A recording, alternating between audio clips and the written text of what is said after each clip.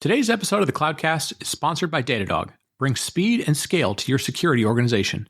Datadog Cloud Security Platform delivers real-time threat detection and continuous configuration audits across applications, hosts, containers, and cloud infrastructure.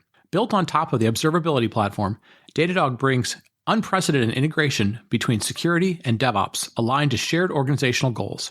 As a listener to the Cloudcast, you can sign up for a free 2-week trial to see for yourself how Datadog can elevate your cloud infrastructure security posture by visiting datadog.com/security-cloudcast. Sign up now and receive a free Datadog t-shirt. That's datadog.com/security-cloudcast. Cloudcast Media presents from the massive studios in Raleigh, North Carolina. This is the Cloudcast with Aaron Delp and Brian Gracely, bringing you the best of cloud computing from around the world. Good morning, good evening, wherever you are, and welcome back to the Cloudcast. We are coming to you live from the massive Cloudcast studios here in Raleigh, North Carolina. Hope everybody is doing well. Getting to the end of August 2023. September is almost here. September, October, November, December. We are almost at the end of Q3. Man, the year is flying by. Football has started here in America. College football, NFL football. If you see Aaron and I getting a little bit distracted, it's because we are both huge fans of that. That's probably the sport that we are most wrapped around in terms of our fandom and our attention and things like that. Although Aaron is kind of an avid triathlete as well. But we're going to dig into, on today's Sunday Perspective, we're going to dig into what I'm going to kind of just term enterprise AI. And I know that sort of sounds like a weird thing. It's like, oh, okay, we're going to have this sort of enterprise label on things, which just means it's more complex, it's more expensive, blah, blah, blah. But I've been thinking about it quite a bit. And I'll say this up front. Aaron and I have been having this ongoing discussion about how much AI, how many AI shows, how many angles to AI should we have on the Cloudcast in any given period of time? Because I know there's aspects of this that can get really deep. We've had some really interesting shows here lately that talk about how to build models and deployment capabilities and all this sort of stuff. But there's also a part of us that has always said that this show is kind of all about balance. It's all about kind of the breadth that is cloud computing. Everything from lower level things like infrastructure and DevOps and platform engineering, all the way into, how do we build these new applications? What does it look like to, what do the economics look like around the industry and so forth? And so we're trying to be very, very conscious about not getting wrapped up right now in this hype cycle around AI, because there is, to a certain extent, it is a hype cycle. But at the same time, there is aspects of this, if you sort of step back and look at it, in which it potentially, depending on how everything plays out, and there's lots of variables involved, there are lots of parallels to back when we really first started the show, and cloud computing or public cloud computing was just starting, in which there are people who even way back then were like, well, what an Amazon or a Google or an Azure or a DigitalOcean or whoever's doing is really just, we've had hosting companies forever, right?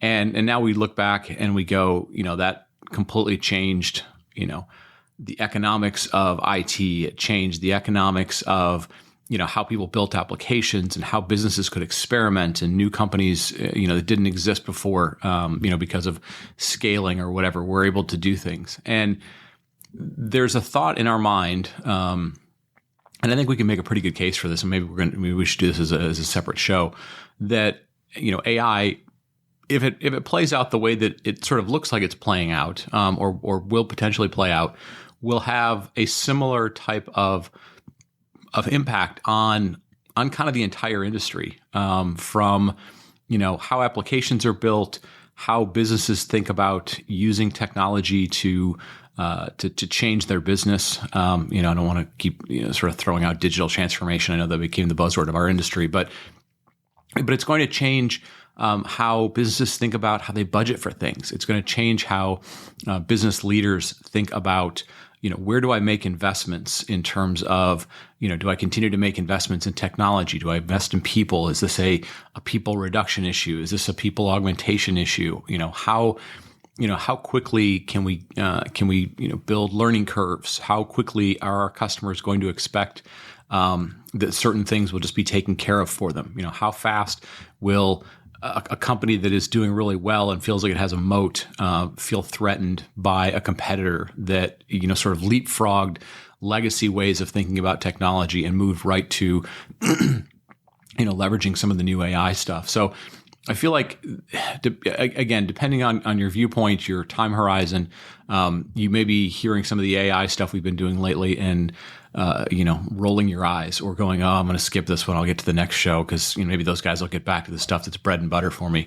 And we're very conscious of that. But at the same time, we're also trying to be very conscious of sort of the flip side of that, which is this feels like, again, just based on some of the things that we're beginning to see and some of the user interfaces being put on top of AI and so forth, that, this feels like a big shifting moment in our industry. And I don't mean that in just this sort of pure hype AI moment, but I think there's going to be aspects of this that touch sort of a lot of everything. So what we're going to talk about in today's Sunday Perspective that we'll get to after the break is I want to kind of think about what are the aspects of AI that, aren't, GPUs and GPT-4 and some of those things, but what are some of the practical things that enterprises, larger organizations are going to be thinking about in the context of AI and the various aspects of AI that, may not necessarily be getting headlines, but will be distinctly part of the decision process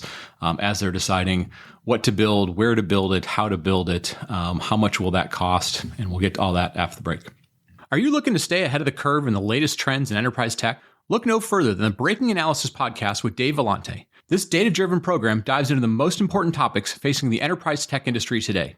With a data-first approach that leverages ETR's renowned surveys of IT decision makers and insight from the CUBE community, Breaking Analysis delivers in-depth research on the most important topics facing technologists and IT buyers. Whether you're a business leader, an IT professional, investor, or just an avid follower of the industry, this podcast is a must-listen. Just search Breaking Analysis Podcast wherever you get your podcast and tune in today to stay ahead of the game in enterprise tech. This episode is supported by the AWS Insiders Podcast. AWS Insiders is a fast-paced, entertaining, and insightful look behind the scenes of AWS and cloud computing. I'm a subscriber to AWS Insiders, and I love Rahul and Hillary's practical analysis and interviews.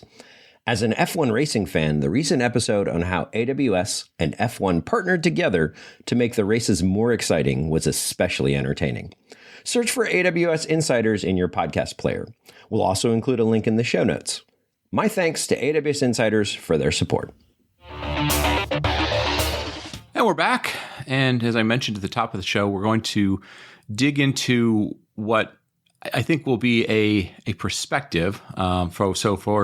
For those that are newer to the show, Aaron and I have been around the industry for quite a while. We're a little bit of the graybeards of this. We've been around this for a little while. We've seen some things, if you will. But most of our focus on a regular basis is around interacting with businesses that probably are a little bit larger in size. We don't necessarily do a whole lot of interaction with sort of what would be called, small business or maybe even some of the small medium business where, technology is important to what they do, but maybe they don't have an IT staff. Maybe they outsource some stuff. They've got, very few, sort of big technology decisions they're making. They're not thinking about maintaining their technology footprint for many, many years. So the focus of the show tends to be a little more on some of the bigger businesses in terms of their technology footprint. So I call that enterprise. People have different opinions on enterprise. They have different definitions of enterprise. But I've been given some thought as I've been digging into more and more AI-related things. Aaron has been digging into more and more AI-related things. And I feel like to a certain extent, there used to be what I would call sort of old AI, and old is just a pejorative term. But sort of the AI that we used to call machine learning or big data, the one that was you have a giant data warehouse of information. You start hiring a bunch of data scientists. You build some models, and somewhere in the sort of the back office for certain specific groups, maybe it's finance and planning, or maybe it's aspects of marketing, those data scientists are crunching through some numbers and kind of looking for trends and needles in a haystack and so forth. But, it was something that was kind of not visible to the entirety of the business. Its impacts were maybe not always felt by the most customer-facing applications that you ran, or certain things. It was kind of an optimization exercise. And we've been hearing about AI and ML or big data or data scientists for more than a decade, but the visibility of that wasn't always there. And obviously, over the last year, 6 months, whenever it might have been, AI has sort of obviously become front and center in a lot of conversations.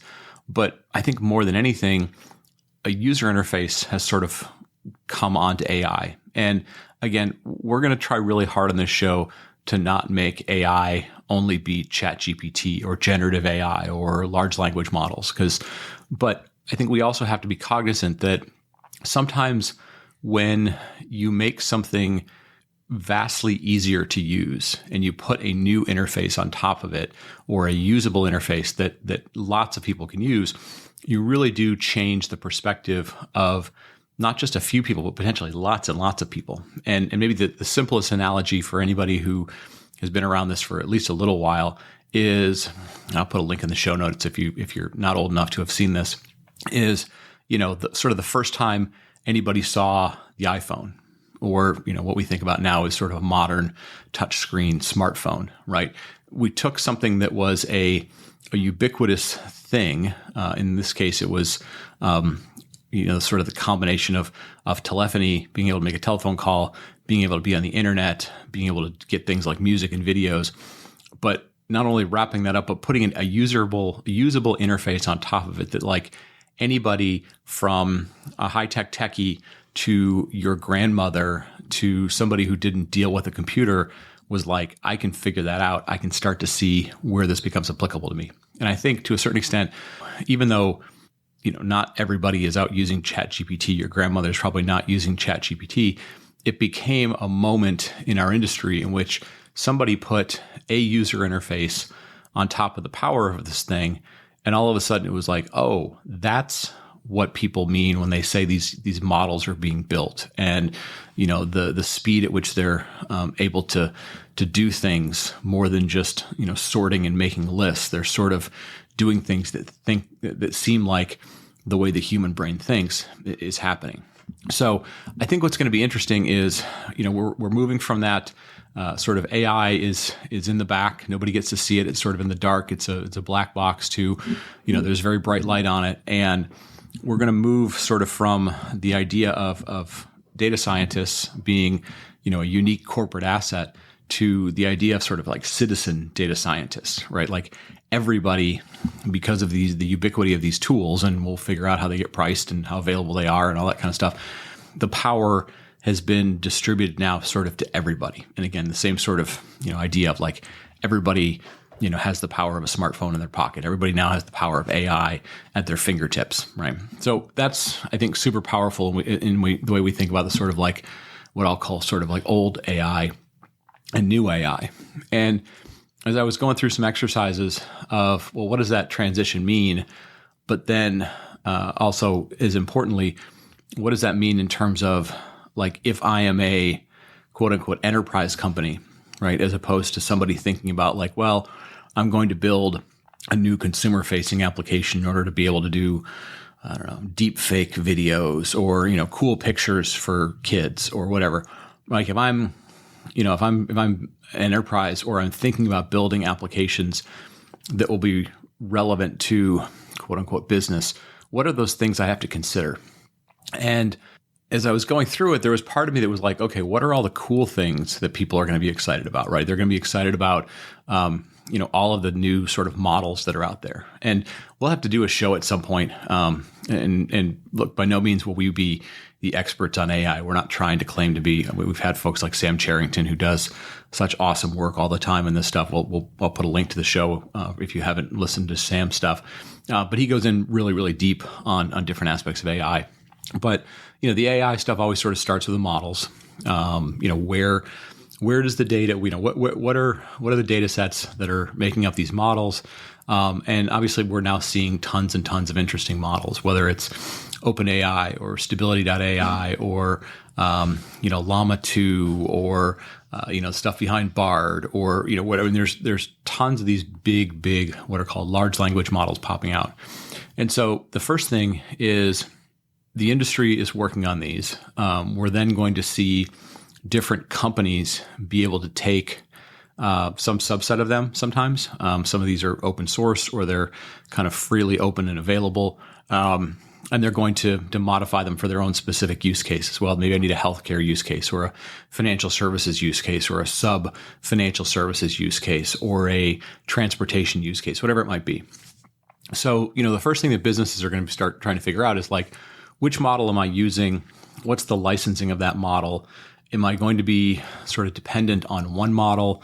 Is one model going to be able to do lots and lots of stuff for me? So in the same sense that like if you play around with ChatGPT, which is based on GPT 3.5 or GPT 4, people would say, well, I can ask it questions about my day job, or I can ask it questions about marketing, or I can ask it to help me code things, or I can ask it to do certain stuff. Like maybe one model will be capable of doing a lot of things.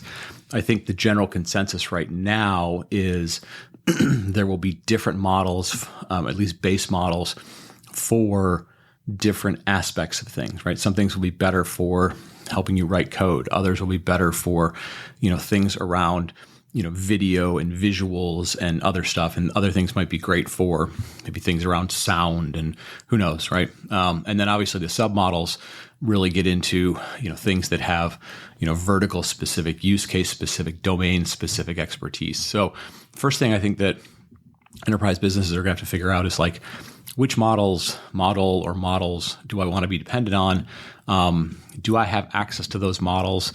Am I working with them? Do I get my own version of them? All that sort of thing.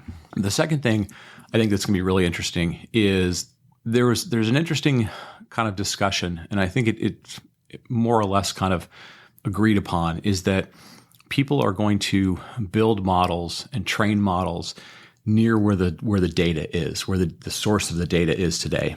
And there's an interesting sort of set of PR that's going on right now, an interesting set of discussion points that are going on right now. We mentioned in last week's show that Adam Selipsky had come on one of the podcasts and talked about, well, AWS's AI strategy is built around data and all the data is in the cloud. But then at the same time, he also said, only 10 to 15% of applications are in the cloud. So it was a weird sort of like, well, is all the data there or is only a portion of the data there?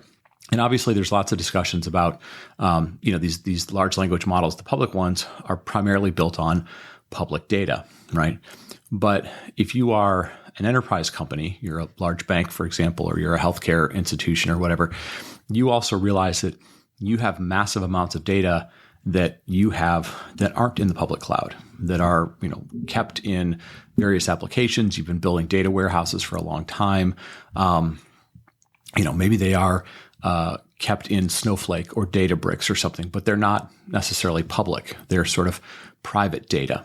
And so the next thing I think is going to be really interesting is, where is the data for building and training these models? And the interesting sort of kind of yin and yang to that is the location of that data in the same place where you have GPUs to be able to do that building and training? Because, if the belief is, or the reality is, that like all data is in the cloud, and we look at the large cloud providers who, whether it's Google with TPUs or others who have GPUs and so forth, if there's a match between where the data is and where the GPUs are, then this is fairly straightforward. It's just a matter of computational hours and cost of doing the computation, all that sort of stuff. If there's a mismatch, that's where things get sort of interesting, right? If you have an enterprise who says, look, the vast majority of stuff that I would want to build and train models on is on premises or is in, sort of private locations, if you will, but it's not in the same place where GPUs are today. How do they resolve that? Do they go about, doing a certain amount of pushing data into the cloud and then doing training? Will they building their own GPU farms? Will we see unique kind of on-prem GPU farms get created? Those types of things. So thinking about that, I think, is going to be an interesting kind of conundrum that companies are going to have to work through, especially given the kind of vast shortages or challenges that we have in terms of volumes of GPUs right now. Right, we saw crypto that boom, chewed up tons and tons of GPUs. We're seeing, if you're following like the NVIDIA earnings or the NVIDIA announcements, NVIDIA is sort of handpicking who's getting GPUs, and they're kind of getting rationed and so forth. So I think that's going to be a very, very interesting sort of second point to figure out, especially if you are, if you're a larger enterprise or you're kind of a larger company, you're trying to figure out how do I match where the models are built, where they're trained, where the inferencing is done, meaning like the actual interaction with an application. Where is that done? Is that done in the cloud? Is it done out at the edge where your customers are interacting with something? So I think locality is going to be a big deal. The third thing that we're hearing a lot of businesses be concerned about, and a lot of discussion is happening, is while we're all kind of now enthralled with playing around with these different models, whether they're in a search engine or a ChatGPT client or whatever it might be, is businesses. The reality is when you're doing that, you are essentially contributing data, your your sample code, your ideas, your questions, whatever, into the main public data set that then gets retrained and retuned. Many businesses are basically saying, well, I don't want my data going in there, right? And we've already seen a number of instances in which, early adopters didn't realize that by interacting with these tools, they were essentially putting their company's data out in the public domain, which wasn't their intention. They just didn't necessarily connect the dots that that's happening. So I think it's going to be really interesting to figure out how businesses get the benefits of this without putting their data into, kind of commingling it with the public data models, right? They're going to kind of want the benefit of the public data models, but they're not necessarily going to want to put their data in there such that their competitors could figure out, what's going on with their business, right? Figure out what competitive advantages they have. So I think we're going to see a lot of companies trying to figure out, how do I sort of do some sort of cloning of the large models, maybe creating, sort of small models. They're going to be looking at ways to kind of have private instances of what they do, whether those are sort of multi-tenant instances or private instances. There's going to be a lot of discussion about how that goes about happening. And I think there's going to be a lot of people who will talk about large language models, but then we're going to see various words for sort of small language models, fractional large language models, whatever the right terminology will be. But basically trying to figure out, how do I get the advantage of large data sets that have been publicly consumed that you didn't have to go collect, marrying those with your private data sets, but not putting those back into the public domain. Fourth thing I had is, again, where, I think it's going to be very interesting. And I think we're going to start to see a lot of economic models kind of play themselves out, right? If you think about how AI is, how it works in the most general sense, and again, not an expert here, but in the most general sense, you've got collecting data, capturing data, whatever manipulation you have to do to data to get it such that it can now, kind of live and be optimal in a model, right? So sort of, in the old school terminology, sort of ETL type of things for data. You have the building of models. You have the tuning of models, right? You build the model, you kind of run some tests against it, you get results, you begin to tune it for whatever end result you want.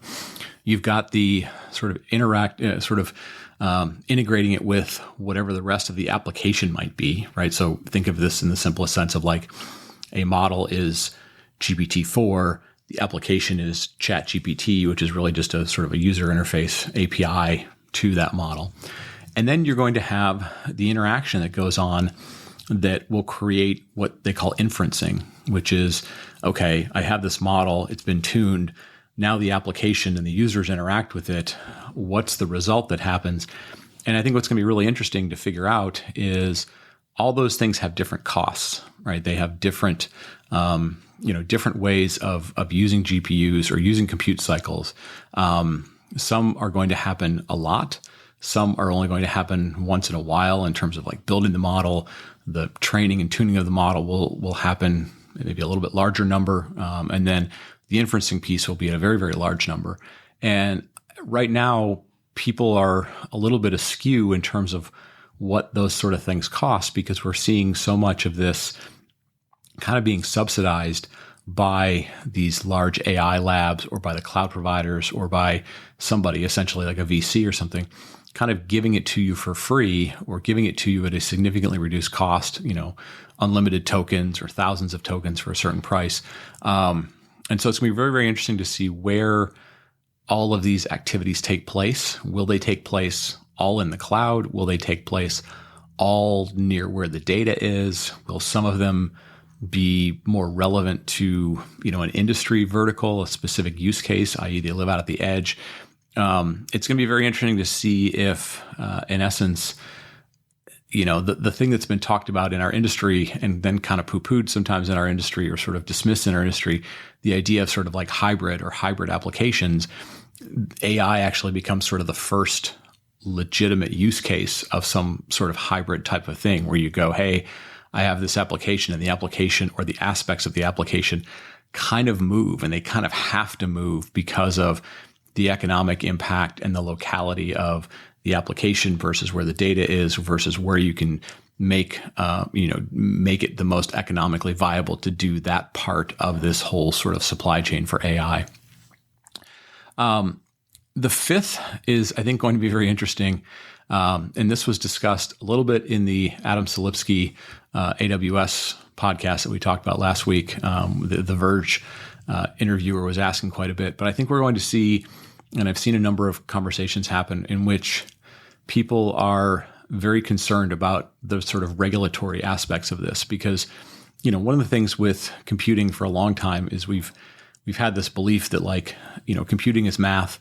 The results of what we do with computing will generally be like accurate, right? Because it's math. You're either going to get right answers, you're going to get wrong answers.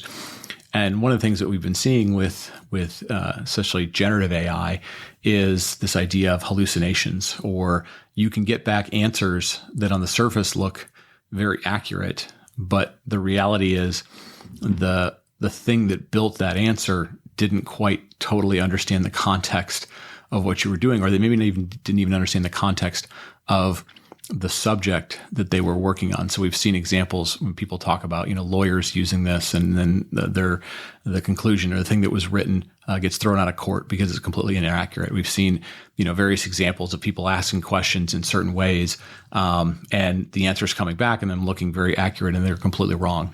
And so there are a lot of people that are really kind of digging into, well, what will the regulations look like around this? What sort of things can we do from a security perspective? What can we do to make sure these models don't get overly biased one way or the other, right? We've seen some of these models where they've been sort of let loose in the public. And again, because they become built upon the interactions that happen with it, you can find biases that get built in, whether they're built in accidentally from the beginning, or they get sort of reinforced because of, who's interacting with them, whether they're, they're overly male biased, or they're overly, country specific biased, or they're overly language biased, or some other nasty, hatred bias, whatever it might be. So it's very interesting. I think a lot of companies are exploring what will be the legal liability of using some of these technologies when, the more and more they move from like human expert augmented systems to human lower level, not expert augmented systems to entirely, AI driven systems. Like, where will the checks and balances be?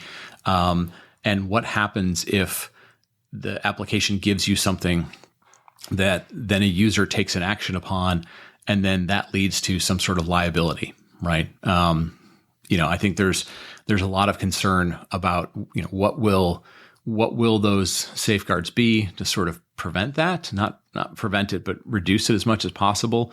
When will, government agencies and regulatory agencies jump in to try and put some guardrails around this to protect consumers and to protect maybe the security of a country, right? We're already seeing these things being used for political reasons and political misinformation reasons and, general misinformation reasons. And so, I think there is a lot of concern on the flip side of like all the interesting things that could come out of this with, the sort of like, well, what about the bad stuff? What about the things that we don't understand today? What about the misinformation, the incorrect information, the bias, and all that sort of stuff? And so those would be very interesting to watch. So yeah, those are there. And then the other thing I'll throw out, because I feel like today's show was a little bit of sort of, hey, here's all these negative things that'll happen, and we always try and sort of balance the positives and the negatives. For those of you that are subscribers to the Stratechery, Ben Thompson's Stratechery newsletter and podcast, which we highly recommend. We've been subscribers for a long time. I think it's about $100 a year. It's not terribly expensive. Lots of very, very good information, especially if you're looking for very big pictures of the tech industry. Ben sat down and had a really good conversation with a couple of guys named Daniel Gross and Nat Friedman. Some guys who had been part of GitHub and part of some things over at Microsoft, are now have left the company and are investors and so forth. But really looking at some high level, big picture AI kind of things. Who's making investments? Where are some interesting nuances of those investments happening? So I'll highly recommend that. I put a link in the show notes to it. Very, very good kind of big picture of what are concerns people have? How are investors thinking about this? Which again, we always recommend people kind of understand, following the money, good or bad, is always kind of a good lens to also be looking at this industry from, not just the technology. So with that, as I mentioned, I think we are going to have more conversations about AI on the podcast. We definitely want to get your feedback as to when we are doing it too much and oversaturating this show, which has always been intended to be a very, very broad look at cloud computing as a whole. But I think, we do want to make sure that we're trying to cover this from both some micro level, some interesting technology, interesting companies, interesting people, but also macro level, how is this going to impact, kind of overall thinking, overall technology, overall, business and strategy. So we're gonna try and find that balance. We would love to hear from you when we are too much askew one way or the other. Oh gosh, you guys are giving us too much. I'm getting bored, or I'm overwhelmed, or I don't want all that. Or gosh, could you guys, could you cover some aspects of it over here? And here's some things we'd like to hear more. So please give us that feedback. show@thecloudcast.net is the email address. You can find it on the website. You can hit us up on Twitter DMs or on LinkedIn or anything along those lines. But like I mentioned at the top of the show, like we're trying to find the right balance between, how often we should be doing shows around aspects of AI, because I think there are infinite interesting parts of it. And when you're like, hey, you guys cover it in a nice area, but I'm listening to 10 other AI podcasts and I don't need it from you guys as much. So, scale it back. So please let us know. We'd love to hear from your feedback. We'd love to know if we're providing anything right now that's of use to you. Because again, AI is a weird thing. We are what feels like at the beginning of a new era with it. So early days, but at the same time, AI has been a thing for 20 years, 30 years, 40 years. And people that have been around it have lived through multiple sort of AI winters. And so, maybe we're just sort of at a new hype cycle. So anyways, with that, I'm going to wrap it up. Hopefully this little niche and nuance of what we think are some things that are going to be relevant as they relate to sort of the day-to-day IT as opposed to the hype of it is useful. With that, I'm going to wrap it up. Thanks for listening. Thanks for telling a friend. Thanks for helping us grow the show. And most importantly, send us some feedback. Where are we getting this right? Where are we providing usefulness to you in this? And where are we doing too much or too little? So with that, I'll wrap it up. Thanks. We'll talk to you next week. Thank you for listening to The Cloudcast. Please visit thecloudcast.net to find more shows, show notes, videos, and everything social media.